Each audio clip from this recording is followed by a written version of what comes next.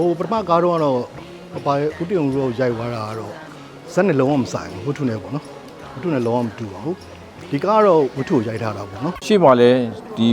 ဆရာလေးနာစောချက်ကဗမြင်တဲ့ဥယျာဉ်မှုကိုရုပ်ရှင်ရိုက်ဖူးတယ်ခိုးရှေ့မှာတော့ခေါင်းစဉ်ကိုယူပြီးတော့ရိုက်ဖူးတယ်အဲကျော်ဟင်းကတာတီးရတတ်ဗမြင်တဲ့ဥနဲ့ဘာမှမဆိုင်ဘူးအဲ့ဒါကဆရာရဲ့ခေါင်းစဉ်ကိုယူပြီးတော့ရိုက်တာအခုကတော့ဆရာကိုယ်တိုင်သဘောကျတယ်နှိမ့်ချိုက်တယ်သူကိုယ်တိုင်မျက်ရည်ကိုထိန်းရတယ်လို့သူပြောပါတယ်ရင်ဆုံးနိုင်ရပတ်တောင်းထဲသူစားတော့တော်ကောင်းပါတယ်သူဇက်ကိုနိုင်တယ်ပေါ့နော်ဒါရိုက်တာကြီးကျူးပါတယ်ရွေချက်အရန်ကောင်းတယ်လေနော်ရွေချက်ကအရန်ကောင်းတယ်ဒါကတစ်နှစ်ကိုတကားလောက်တော့ဒီလိုကားမျိုးတော့ရိုက်တင်တာပေါ့နော်ပြောမယ်ဆိုလို့ရှိရင်ဒီဇက်မျိုးကတကယ်ကြောက်ရရအရင်ခက်တဲ့ဇက်မျိုးပါဆိုတော့အမဒရိုက်တာတယောက်အမြင်ပြောလို့ဆိုဇက်ညုံကိုလည်းအမချီးကျူးတယ်တကယ်တော်တယ်ပြီးတော့ဒရိုက်တာဝင်းလင်ထက်တအားတော်တယ်အမှုပညာလည်းမြောက်တယ်ဒီသူပေးတဲ့ message ကိုထိရောက်ပေးနိုင်တယ်ပြီးတော့ဒီကလေးတွေအများကြီးရရဆိုတော့တော်တော်မလွယ်တဲ့ကိစ္စပေါ့ဆိုတော့တော်တော်သူထိနိုင်တယ်ဒီလိုကားမျိုးကိုဒီလိုချိန်မျိုးမှာကြည့်ခွင့်ရတဲ့အတွက်ကျေးဇူးတင်ပါတယ်မိမိအတန်ကိုကောင်းစူးစမ်းပြီးမိမိကြောင့်ဝဲပြားတဲ့အရသာပါရုပ်ရှင်တကယ်ဟိုချစ်တယ်ဆိုရင်တကယ်ကြည်တင်ကြည်တယ်ကားပါချင်းချင်းနဲ့ကားကလေတကယ်ကိုတန်ဖိုးတက်လာတယ်ပြီးတော့ဟိုပြောမဆိုရင်ဟိုပျော်စရာလေးလည်းခံစားရတယ်အထူးသဖြင့်ကတော့ကိုမြင့်မြတ်ရဲ့အမူအရာပေါ့နော်သူ character ထဲမှာဝင်နေတာလေ1980ကျော်လောက်ကဇလန်းလေးတွေပေါ့နော်အဲ့ဒါလေးပြရတာလေးမှာတော်တော်လေးကိုရင်ခုန်ကြည်နည်းစရာကောင်းတယ်မိန်းထဲကလေသူတို့နှစ်ယောက်အချစ်ဇလန်းလေးကဟိုမမြင်ဘူးပေါ့နော်ဒီခေတ်တွေအတွက်တော်ရှားရှားပါအချစ်ဇလန်းလေးအဲ့ဒီအချစ်နဲ့ဒီကြောင်းရဲ့တန်ဖိုးနဲ့ကိုပြပရလေပြရတာပြဘာမှမကြိုးစားပဲဒီတိုင်းလေးပဲထိုင်ကြည့်နေရရုပ်ရှင်ရိုက်နေတဲ့လူတွေဆိုပေမဲ့မာကြီးတို့ဒီရုပ်ရှင်ကိုကြည့်ရတာမမြင်ဘူးတဲ့ location လေးတွေကိုတွေ့ရတယ်မြင်ဘူးတဲ့ delay လေးတွေကိုတွေ့ရတယ်ကျောင်းဆရာတယောက်ရဲ့မြစ်တာပေါ့နော်အဲ့ဒါလေးကိုလည်းတွေ့ရတယ်စိတ်ထဲမှာအရန်ကိုအားရချင်တယ်ဒီစိတ်တရရသွားလိမ့်မယ်ငြိမ်နေတဲ့လူ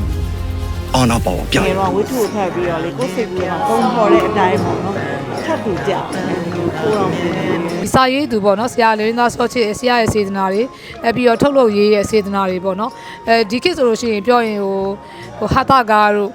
ပြောမှဆိုရှင်နောက်အလှုပ်ကားပေါ့နော်အဲ့လိုပေါက်တဲ့အချိန်မျိုးမှာတက်တိရှိရှိနဲ့ဒီလိုဇက်ကားကောင်းတကားကိုရိုက်ပေးရဲ့ production အဲ့လိုမျိုး production မျိုးဒီထုတ်ပေးရဲ့ဇက်ကားကိုပေါ့နော်ပရိသတ်တွေလာပြီးအားပေးစေချင်ကြည့်စေချင်တယ်တကယ်ကိုတန်ဖိုးရှိတဲ့ကားကောင်းတကားပါဟိုကြည့်ရတာအရန်ကိုတန်ပါတယ်တမိုင်းမှာတာဝန်ကြီးတဲ့ရုပ်ရှင်တစ်ခုလို့ပြောလို့ရပါတယ်ဆိုတော့ဒီဇက်ကားကိုအမအနေနဲ့ပြောရင်ဇက်ကားစုလည်းပေးခြင်းနဲ့အကယ်ဒမီပေါ့နော်ဒရိုက်တာစုလည်းပေးခြင်းနဲ့ပြီးတော့ဇက်ညွန့်စုလည်းပေးခြင်းနဲ့ပြီးတော့ကွန်မြင့်မြတ်ပေါ့အကယ်ဒမီရစေခြင်းနဲ့နောက်သုံးတာနေပြည့်စုံလို့နဲ့ကျောင်းဆရာတယောက်လို့သူတည်ငြိမ်ဆုံးအေးချမ်းဆုံးလေးဟိုကိုက်တာတစ်ချက်မှမလွတ်သွားအောင်ပေါ့နော်ရန်တိတ်တက်လေးလောက်သွားတယ်ကျွန်တော်မြင့်မြတ်ရမ်းကြိုက်ဒီပါလေဒီလိုကားမျိုးပေါ်ထွက်တဲ့ပါလေအရေးကြီးဆုံးအယုတ်ကလေဟိုသူ့ကလေးတွေကိုသွားမှနှုတ်ဆက်ခင်မှာဆရာမတွေကိုနှုတ်ဆက်တယ်အဲ့ဒီအယုတ်ကနေတော့ဟိုဘက်ကိုပြောင်းသွားတဲ့ယုတ်ကတိတ်ကောင်းတာပဲကျွန်တော်ကဒီเจ้าကိုယာယီเจ้าတာဝန်နဲ့ပြောင်းလာတဲ့เจ้าဆရာအားလိုက်တာဆရာကျွန်တော်တို့เจ้าမှာလည်းထိုင်ကြကောင်းတလုံးမှမရှိဘူးအဲ့ဒါဆိုဆရာတို့ဆရာမတို့ညောင်းတော့ကားတိုင်းမှာတော့ဝင်းထက်တွေ့လိုက်စင်ဖြစ်တဲ့ရိုက်ချက်ကတော့ပူဇာမရှိဘူးနော်လိုက်တင်ပိုင်းနောက်ဒီကားဆိုလို့ရှိရင်လည်းရှေ့ကားနဲ့မတူဘူးရှေ့ကားကကျတော့ suspense နဲ့အဲ့အတွက်တော့သူသွားတဲ့ cropping နဲ့ camera talent နဲ့မတူဘူးဒီကားကကျတော့ရမ်းခံရတယ်ပေါ့နော်ကျွန်တော်တို့မမြင်ဘူးတဲ့မကြားဘူးတဲ့အချစ်ဇလန်လေးတခုကြီးလိုက်ရတဲ့အတွက်တော်တော်လေးကိုတန်ဖိုးမဖြတ်နိုင်ပါဘူးအဲ့ဒါမျိုးကိုနောက်ထပ်လည်းဒါရိုက်တာကိုရိုက်ပေးစီခြင်းပါတယ်လို့ဒီနေ့တောင်းဆိုပါတယ်ဝတ္ထုတိုင်းဖတ်ရလိုမျိုးခံစားရမယ်လို့ယုံကြည်ပါတယ်လာရောက်ကြည့်ရှုဖို့လည်းဖိတ်ခေါ်ပါတယ်ခင်ဗျာဒီကားဟာ Academy အတွက်ကိုလည်းပဲကြည့်ဖို့ကောင်းတဲ့ကားလို့တော့ကျွန်မကတော့ပြောချင်ပါတယ်